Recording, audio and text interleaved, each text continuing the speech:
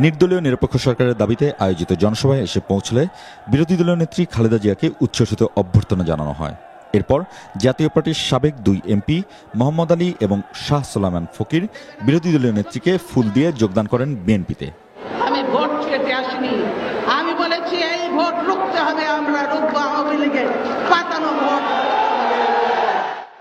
জনসভায় বিরোধী নেত্রী বলেন, আগামী 25শে অক্টোবর পর্যন্ত দেখা হবে।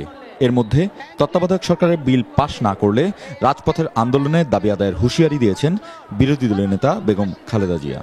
রংপুর জেলা স্কুল মাঠে বক্তব্য দিতে গিয়ে তিনি বলেন, আন্দোলন ঠেকানোর যে কোনো উদ্যোগও প্রতিরোধ করবে বিএনপি।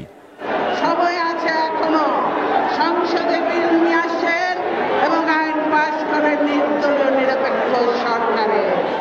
বেগম জিয়া বলেন, দেশ এখন সংকটে, সুষ্ঠু অবাধ নির্বাচনের জন্য নিরপেক্ষ নির্দলীয় সরকারই সমস্যার সমাধান।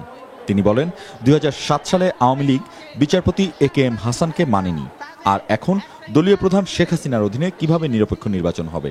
25শে অক্টোবর পর্যন্ত আমরা দেখব এই সরকার কি করছে, জনগণের বিরুদ্ধে কোনো আইন পাশ করছে কিনা। যদি এরকম আইন পাশ করে তাহলে অবশ্যই আমরা তার বিরুদ্ধে আমরা রাস্তায় নামতে বাধ্য হব। নির্বাচন কমিশন সরকারের আজ্ঞাবাহী, এই অভিযোগ করে বেগম জিয়া বলেন, এই কমিশনের অধীনে পাতানো যে কোনো নির্বাচন প্রতিরোধ করা হবে।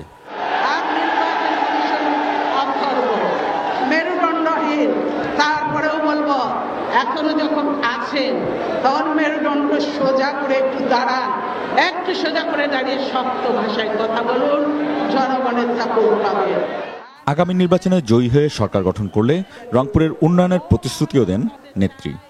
বিএনপি সরকারে আসলে এই বিজ্ঞান প্রযুক্তি বিশ্ববিদ্যালয় এখানে হবে।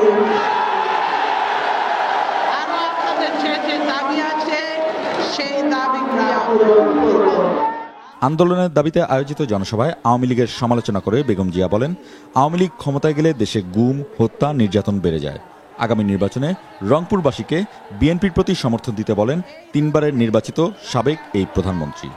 রংপুরের জনগণ জেগেছে, এইবার রংপুরের জনগণ পারবে ইনশাআল্লাহ। গত জুলাই মাসের শেষ দিনে প্রধানমন্ত্রী শেখ হাসিনা এবং তার ছেলে বঙ্গবন্ধুর নাতি সজীব ওয়াজেদ জয় এই রংপুরেই জনসভার মাধ্যমে তার রাজনৈতিক কর্মসূচি শুরু করেছিলেন। তার প্রায় 1.5 মাস পরে জনসভার মাধ্যমে তার কর্মসূচি শুরু করলেন বিরোধী দলীয় নেতা বেগম খালেদা জিয়া। চলমান আন্দোলনে সরকার পতনের দাবিতে সামিল হওয়ার আহ্বান জানিয়ে বেগম খালেদা জিয়া জানালেন, আগামীতে তত্ত্বাবধায়ক সরকার ছাড়া কোনো নির্বাচন হতে দেবে না বিএনপি। তৌহিদ শান্ত, ATN নিউজ, রংপুর।